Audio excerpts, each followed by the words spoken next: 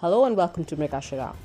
Our guest Saheli Chatterjee talks about the responsibility that a brand plays in society. We also discuss changing communication models when it comes to highly commoditized items like soaps and other personal care brands.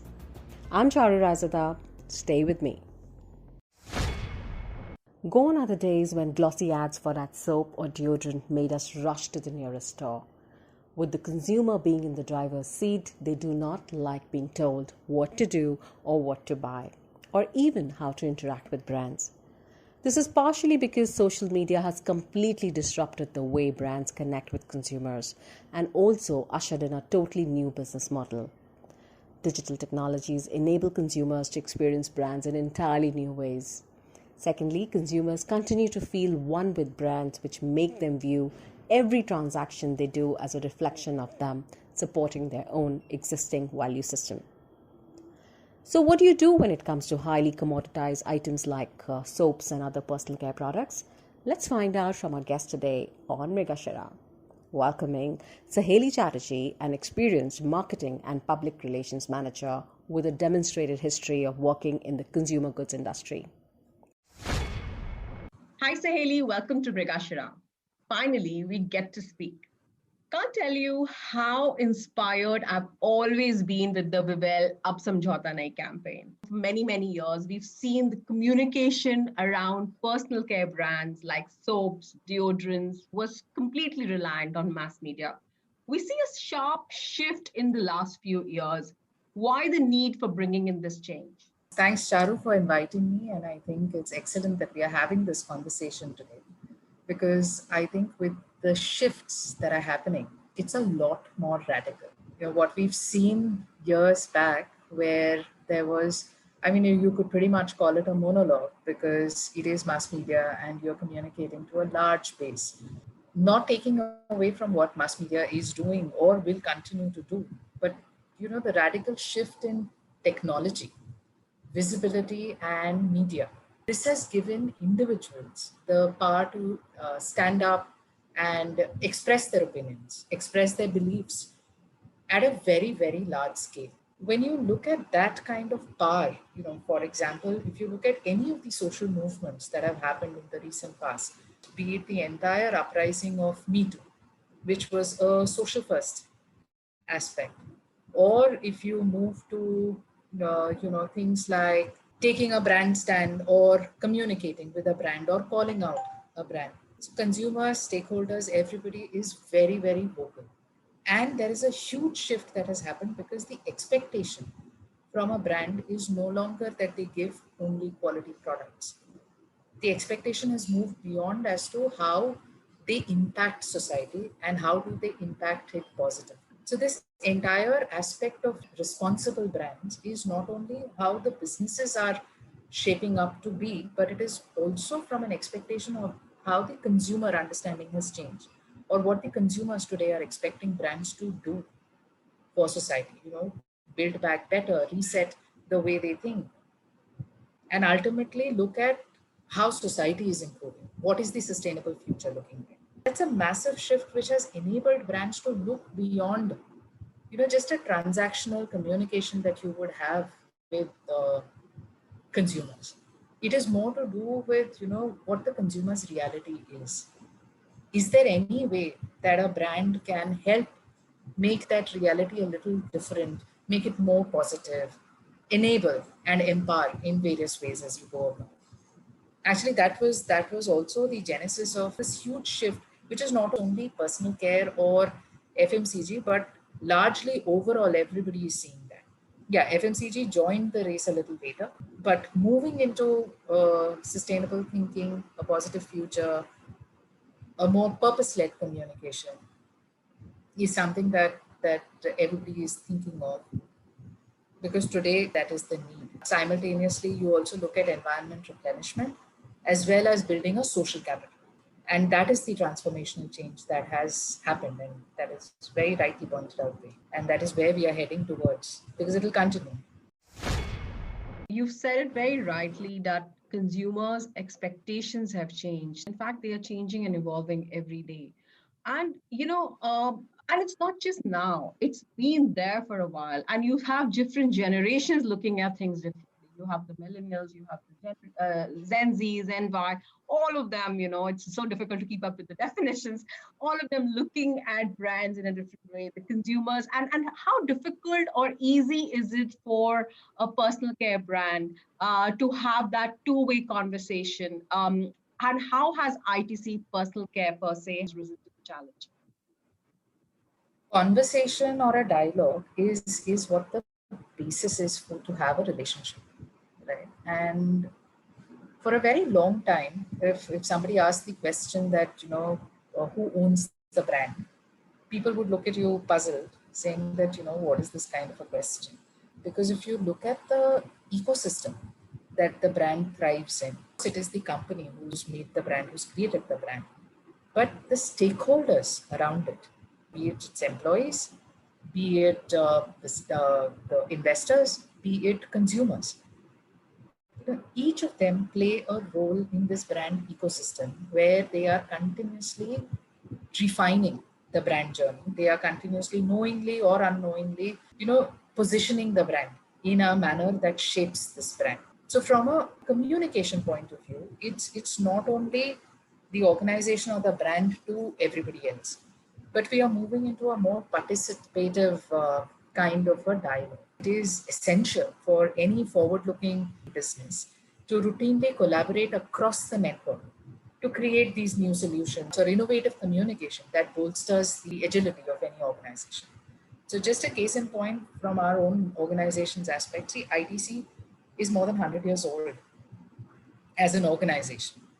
But the existence or the journey, if you see, it has always looked at what is next and how the ecosystem is evolving, because change is the only constant. You keep on moving with things. Just a small example here, but last year, the launch of Savlon surface disinfectant spray, it created a category altogether. And it was one of the fastest products launched in the market because it was in record time that FMCG had never seen. 24 days is when we launched a particular product.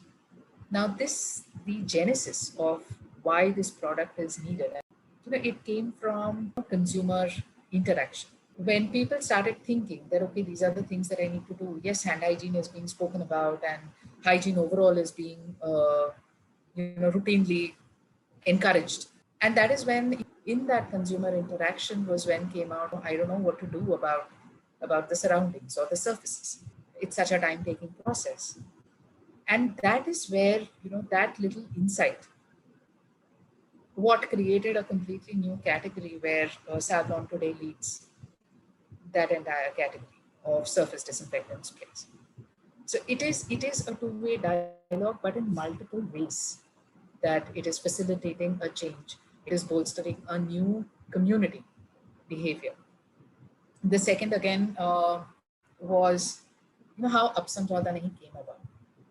When we were thinking, Well as a personal wash brand, and what it caters to is with body washes and soaps. Now, soap is the most penetrated product in the Indian household. So if you look at it, it's an extremely low involvement category. And if you think through, when we began this journey, you questioned us on Twitter, on Facebook, and we've heard this quite a lot of times that, you are a soap brand. What do you have to do with women empowerment? And we've heard this so many times that I can't tell you, Charu, that, at times it feels that there is something that as a brand I can enable, which is beyond just the selling of soaps. I can probably try and impact a little reality change of those women who use my soaps. And that is what the brand wants to take a little more, towards impacting lives or towards bringing in a positive change in society.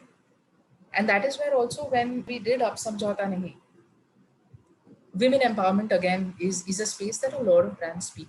And yes, it is a reality because I think it is required and more people should take up this. And there was a very simple definition that we went around asking people that, do you identify yourself as a feminist? And I mean, we were shocked to understand in that conversation that how feminism itself is not understood, that it is equality. Just because it starts with FEM, people think that it is against men, and even women don't want to stand up and say that I am a feminist. So, all of these dialogues is when shaped up Samjhauta Nahi as something that will help uncondition the mind, irrespective of which gender. Of course, we primarily focus on women because women are more in this entire zone of being asked to conform to every structural societal boundary that is available. But even patriarchy is a two-way, it's a double-edged sword because it's equally overbearing for men if you look at the patriarchal construct of society. So that is where we started, and it came about through conversations with people. So two-way communication has been a part of our lives. I mean, earlier it used to be more of a face-to-face element, but with this entire migration to digital and digitization of everything around, it still continues. It's a necessity. And I think with ITC, I have always seen that happening. Be it any brand that is launched, there is a very stringent, not only the quality aspect, the quality test that happens, but there is a huge amount of conversation on why is that brand required, what is the need gap the brand will fill, and how does the consumer experience. So, the test market or the pilot markets essentially do that, to take in consumer feedback. This was one example which actually was just perfect in terms of timing, because we had reached a stagnation point and it was really important that the conversation around what we call today gender and diversity had to be taken to the next level, and it kind of helped bridge that gap. And now it's a different story, what's happening around us. And I do hope, and I would like to believe that companies genuinely are walking the talk when it comes to gender and diversity, and not just doing a lip service. ITC has always been a visionary company, but somewhere that it's always also been a kind of traditionalist. What were the major deterrents? And also, how do you see the shifts in communication going forward in the post-COVID era? Sure. So just deconstructing the question a bit, what you said in the first part of your question was very rightly put, that, actually walking the talk of what you believe. It is a little linked to how the company has been nurtured, or what is the DNA of the company. Okay, so if you look at ITC, the DNA has always been to look at ground level. I mean, today, if ITC is a global exemplar in sustainability, is water positive, carbon positive, and it's a world exemplar. It is one of the only companies that totally believe in green, and that is how every construct is. If you go to ITC hotels, if you go to various other places under ITC, because that's something that we take very, very seriously. Similarly, when a brand enters into a space, so it was when we were getting into Ab Samjhauta Nahi. These are some of the questions that we are asked. This is a thought. How do you see it translating on ground? Everything needs a certain level of approval. Yes, that is part of how a traditional company is. But I don't think that's a deterrent, because that only helps you question your motives more seriously, because it enables you to think through how you would want to take it, or how you would take it forward. Now, while you have a communication tech to it, which is on social media, and you're reaching out and you're doing the collaborative PR aspect, but if you look at the ground level aspect, how's that change being reflected? What are you doing to that? And that is where we were pushed to think further and come up with, yes, there is economic independence is very, very critical for women. And a lot of brands are already in that space of, trying and giving women economic independence. That is where we identified, again, this was through conversations with various people, that confidence that comes in when somebody has knowledge. So knowledge empowerment is also an equally important space. And here, our distinction was for legal rights, because legal rights are already there. It is a framework that exists in the judicial system. But for women, somehow we don't relate to these legalities or law, because we think only once we are faced with an adverse situation is when I would probably think of a lawyer. But there are so many basics in it which a woman needs to know, so that at least she knows that her rights are not being denied or violated. And that brought us to a journey of, know your rights, which is now led by Karuna Nandi, who's helped us make the model of what the workshop model is. And before COVID hit, we had actually taken it to 700 colleges across India. And believe you me, we thought that it'll only be the women turning up for these workshops. But the number of men who increasingly started coming in to participate was amazing. And that is what we say when we say that, yes, Ab Samjhauta Nahi is something that I believe in, and I'm doing it from a communication point of view to encourage more conversations, to provoke this realization. But on the ground level, I'm also trying and making equality champion. And that's a long-term process. It is not going to change overnight. Similarly, for Savlon Swasth India, the entire mission for making hygiene champions out of children. And we began on Children's Day in 2016, and the first tool that we brought in was the Savlon Swasth India chopsticks, which was just to excite children so that they get interested in washing hands and they believe that, yeah, it's a fun. So we don't believe in preaching. We don't believe in saying that, no, you're supposed to do this in the regular rhetorical way. So it's always been exciting and interesting to move and think about different things to excite people. Yeah. So the deterrents actually have not been any. I don't see them as deterrents, but only for us to push ourselves beyond, to think more and activate. Now, if you look at the shifts also that are happening, there is rapid digitization, right? So upskilling is an imperative to build a future ready.